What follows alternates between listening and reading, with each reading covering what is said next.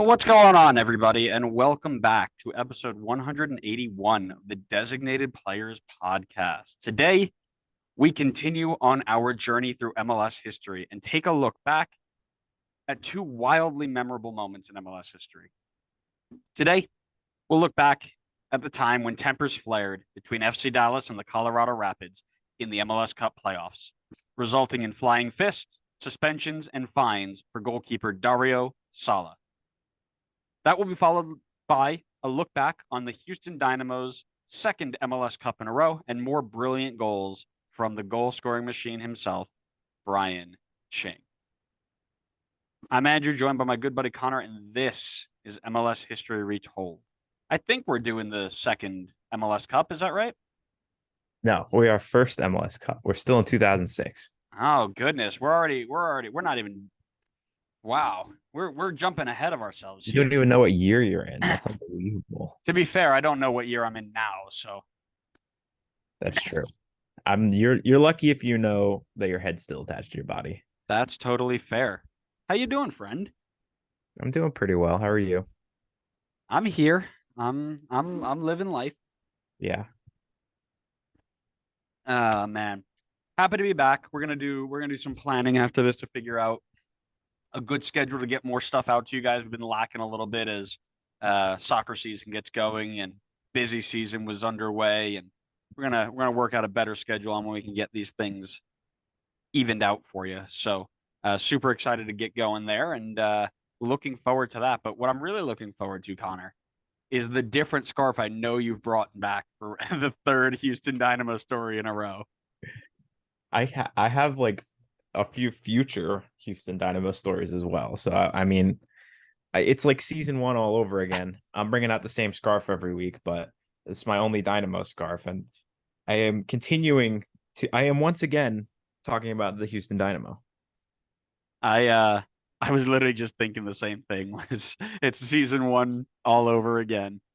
Um, my focus is on the Dallas of FC. So Who? exactly. Little Nice. Upside down. ah, little pride of Tejas. Well, it's a big scarf, this one. Meets in the middle. You know how much I love my scarves that meet in the middle. So big fan of that one. I like it. I have been lacking on new scarves recently, so I need to do better at that. If you're listening, comment which scarf we should get next. What's the next team? And we'll let you know if we have it or not. Maybe you can pick out the scarf wall. I'll move out of the way really quick. If you're watching, if you're listening, that's going to be really weird. But yeah, let us know because I'm looking to get a couple new ones here. So hopefully we can do that. Shall we get underway? I think we shall. I love it. We all know that in professional sports, tempers can be lost in the heat of the moment, right? Players play to win the game, and when they give everything that they've got and don't get the result that they wanted, sometimes emotions take over and get the best of them. And that's what happened in the PK shootout between FC Dallas and the Colorado Rapids in the MLS Cup playoffs of 2006. Before we get to the shootout, we should probably take a look at how we got here because it matters. In 2006, FC Dallas owned one of the best teams in MLS and arguably one of the best teams in the franchise's history. They spent most of the season at the top of the Western Conference and was always in the Supporters' Shield race, eventually losing out to DC United by just 3 points. However, they did still take home first place in the Western Conference, beating out the next closest team, the Houston Dynamo, by 6 points. I wonder if that has anything to do with this episode. Probably, maybe. I don't know. This meant that they would match up with the fourth place finisher of the Western Conference, the Colorado Rapids, in the first round. In game one of that series, Dallas would win 2-1 after Carlos Ruiz, a name we are familiar with in this series, especially in playoff series in this series, and Abe Thompson would nab a goal apiece on either side of Terry Cook's 23rd minute equalizer. In the second round, that's when things really kicked off. The game was fast and physical from the offing, with Pablo Mastroeni seeing a yellow in the 26th minute followed by a straight red card to number 1 overall pick, Chris Gabandi. I think he's a consensus number 10 overall of all time, isn't he? In the 29th minute, this set the tone for the... let me rephrase that. Number 1 overall pick, Chris Gabandi, saw this red card in the 29th minute. And this set the tone for the rest of the match. Early in the second half, Mr. Clutch, Carlos Ruiz, would save the day. Or so they thought. In the 48th minute, Carlos Ruiz would score to give Dallas a 3-1 aggregate lead. But with a man up, the Rapids kept pushing. In the 57th minute, Nicolas Hernandez scored off a Kyle Beckerman assist to bring the score within 1. Now, a reminder, in 2006, there was no away goal rule. So Colorado just needed one more to get it to extra time. And in the 84th minute, it's that man, Nico, again, who steps up and plays hero. He gets on the end of a Jovan Kravoski, service and scores with 6 minutes to go.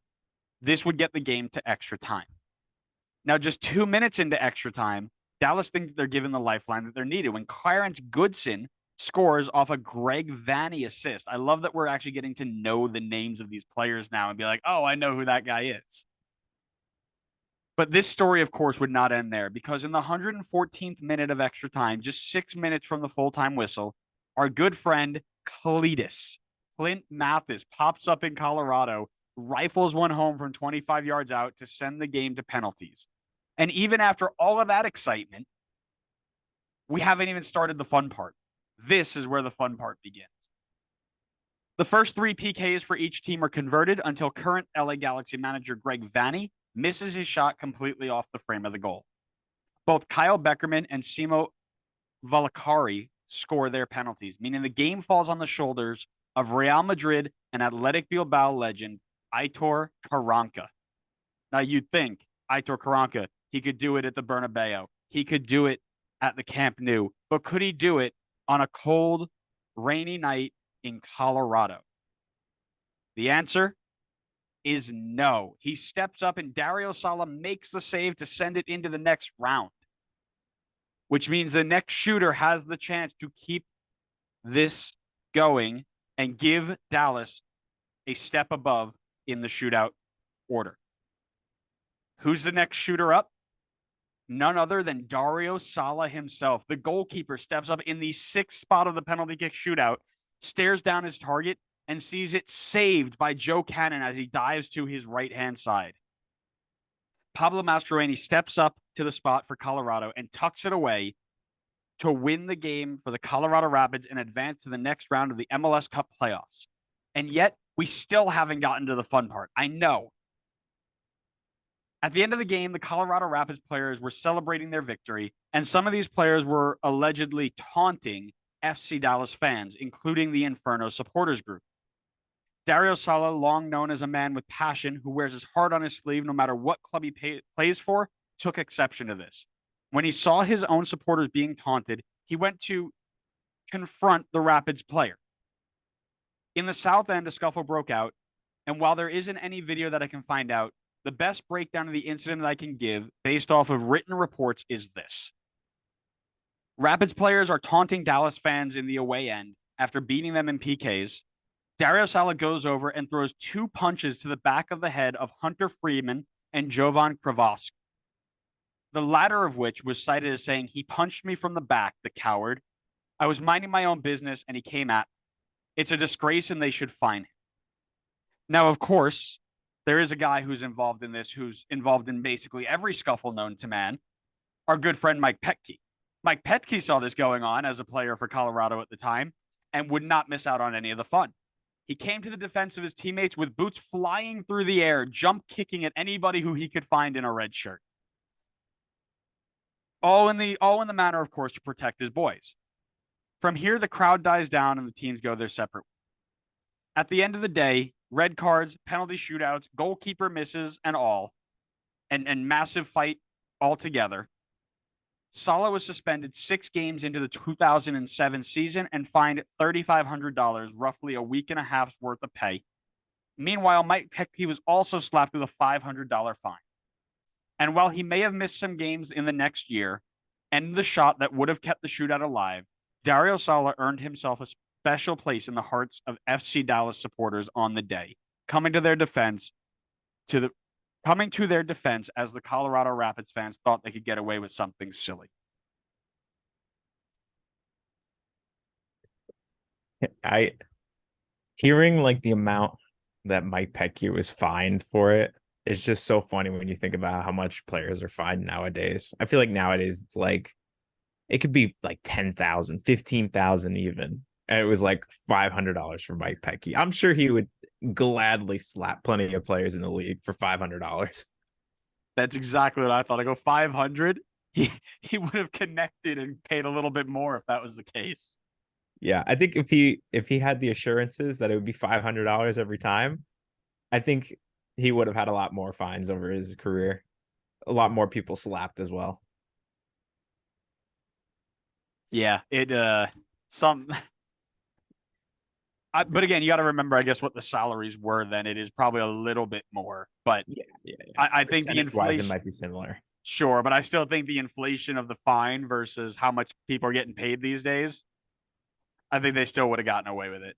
Oh, if it were $500 nowadays, it'd be like, Oh my God. it would just be UFC out there, I'm sure. As a Pecky would come out of retirement just to smack a couple guys up. I'm sure he wouldn't be the only one that would come out of retirement. Maybe one guy I'd like to see come out of retirement. A man that I've talked about for the last 2 episodes. You're grasping at straws. His name is Brian Ching. And he was an absolute, what's the right way to say this? He was the cog that allowed Houston to make their incredible 2006 MLS playoff run. We've already talked at length about the Houston Dynamo's 2006 MLS regular season, with a big focus on the man just mentioned, Brian Ching. So I'll likely keep this to be a relatively quick recap, and I'll just focus on their playoff run in 2006. And if you want to hear more about Houston, check out our last 2 MLS history retold episodes. Check out my parts specifically, because I will be covering a lot of Houston's regular season in their first inaugural season. So the team, as Andrew mentioned, managed to finish second in the Western Conference, therefore earning them a 2 seed in the playoffs and a first-round matchup with Chivas USA, one of the new boys from last season. A much improved season for Chivas this year, likely because they stopped playing FIFA, sees the side no longer an easy win. The playoff format for the conference semis, as Andrew mentioned, sees the affair as 2 games, home and away for each side, with the aggregate goal difference being the deciding factor. Game 1 was at the Home Depot Center in Carson, California. Chivas would bring their A game and take a 2-goal advantage by the 68th minute, which Houston would not be able to overcome. However, that man, Brian Ching, would score an all-important goal in the 75th minute to make the aggregate 2-1. Going back home only down 1 goal was great for the team, as they would certainly be able to turn this around. At Robertson Stadium in Houston, Texas, the Dynamo would look to complete the turnaround, and they would get some help from an unlikely source. Game 1's game-winning scorer, Juan Francisco Palencia, would get 2 yellow cards in 2 minutes after he tried to slap Houston's Ricardo Clark early in the second half. With the man advantage, things started to turn Houston's way. In the 64th minute, Brad Davis would score a penalty to level the tie, but Houston was not done. Why play for extra time if you can win it right now? And win it now they did. The 93rd minute rolls around. The clock is ticking closer and closer to extra time. There may only be enough time for one more attack on goal for Houston. De Rosario, plays a cross into the box from the left flank, which is then popped back up into the air after the header from Eddie Robinson is headed straight into the ground, and is now a loose ball in the box.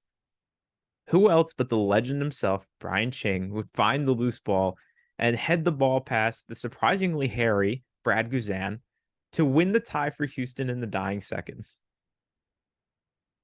Next round is a single elimination game, and as Andrew discussed, since FC Dallas was defeated by the Colorado Rapids, the Houston Dynamo were the higher seed remaining, meaning the game was played in Houston, a massive advantage for them. However, Jovan Karofsky would put a dent into that advantage within 4 minutes as he opened the scoring and gave Colorado an early lead. It would not take long, however, for Houston to turn it on and get right back into it, as Paul Dalglish would score twice in the 10th and 21st minute to give Houston the lead. A lead which would not be relinquished as a lead which would not be relinquished was even furthered through a 71st minute goal from Brian Mullen. Certainly an easier round for Houston than the previous.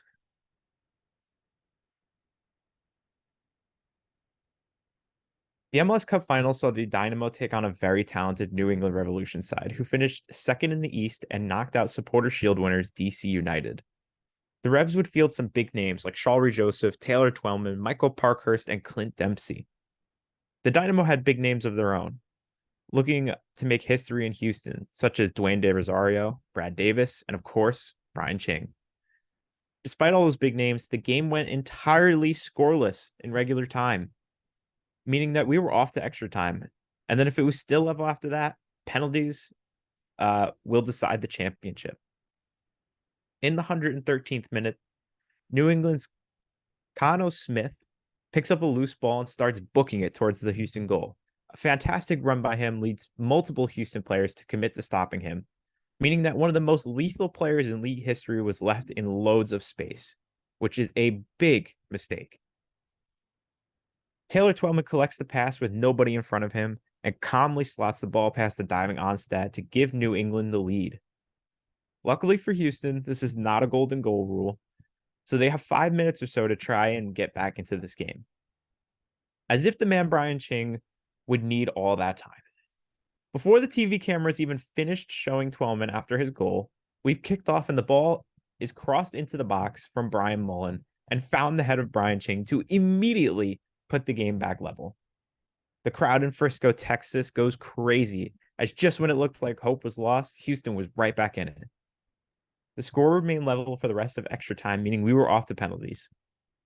In between the sticks are two of the greatest to bear the gloves in MLS, Matt Reese for New England and Pat Onstad for Houston. It is not going to be easy to get many past these two. Houston's first two kickers, Kelly Gray and Stuart Holden, both rifled their shots past Reese. On the New England side, Shalry Joseph did the same with his.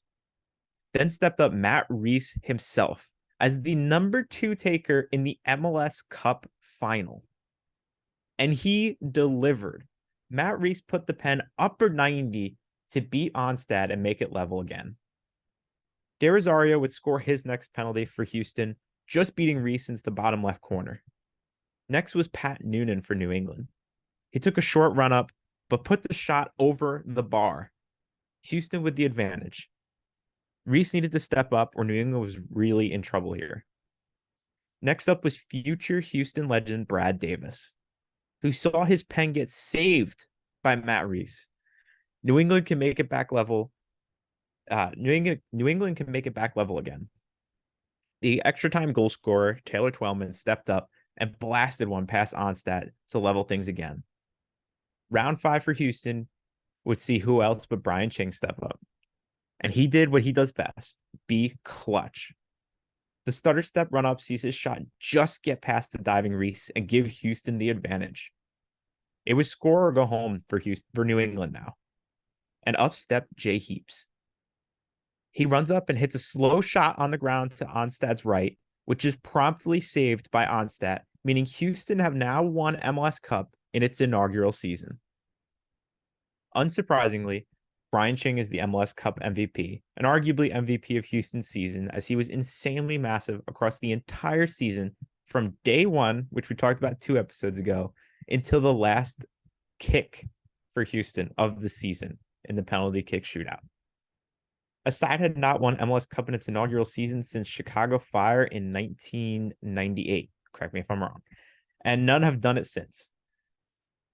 But the story is not done yet. There may be a part 2 next season, but you'll have to listen in to a future episode if you want to hear us talk about that. Nice little teaser. Of course. I mean, it You may be like 4 episodes when they get to that one, so nobody's gonna remember the teaser.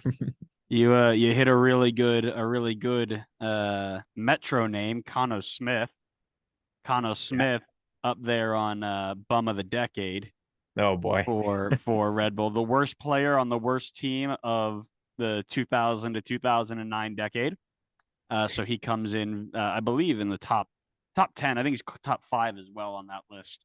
Um, so that was fun. That brought back some good memories. I'm glad I can bring back the good memories for you. Of course, a part of that New England team. So he does, he puts in a shift for New England and then gets to the Red Bulls. And what happens when he gets to the Red Bull? Becomes a bum. That's What a Jaime shock. Moreno too. Jaime Moreno, same deal. I know.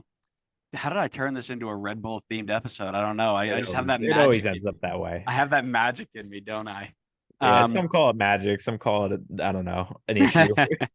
I think what's really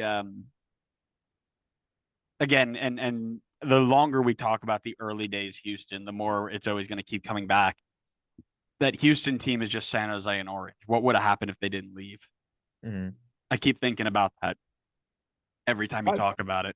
It's credit. I know, yeah, obviously we talk about Houston like, oh, they won their inaugural season, and you could always put an asterisk on it because it's not like a true expansion team. It's just a team that moved.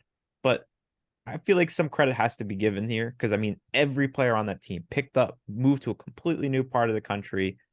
It's a completely different like weather environment.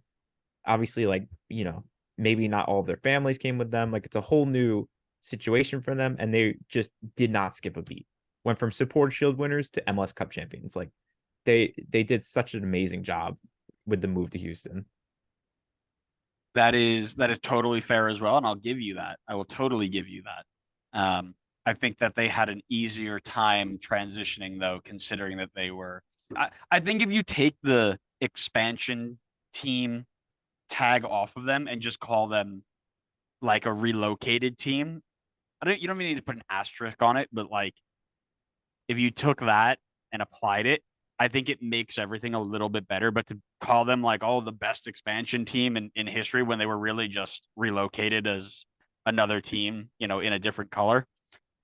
I think Yeah. that's what kind of gets me is people think it's like a brand new team and it never was. So Yeah, I uh, try to stray away from calling them an expansion side because I know that they're new, but I mean, technically, they didn't even expand the league, so it's hard to call them an expansion side. They really just kept the same number of teams. yeah, yeah, I mean that's fair. Um, but yeah, I hope everybody enjoyed that. I really enjoy that. We have a couple more real good ones coming up here in a little bit, including Jorge Villafana and Sueño MLS. That's a great little story there. That is that's like American dream, to the T. Oh, and then Danny Dichio's goal and the flying seat cushions in Toronto. Great. Those will be lots of fun. So make sure you tune in for those because you're going to enjoy those. We've got good stories there.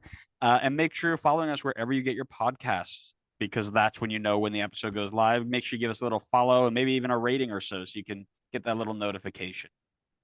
Follow us on social media: Facebook, Twitter, Instagram, YouTube, and TikTok, so you know when we post our clips and things like that, so you can interact with us because that's really what it's all about at the end of the day. And we really enjoyed doing this for you, and we hope you enjoyed it as well. We'll see you on the next episode of MLS History Retold and the Designated Players Podcast. See ya.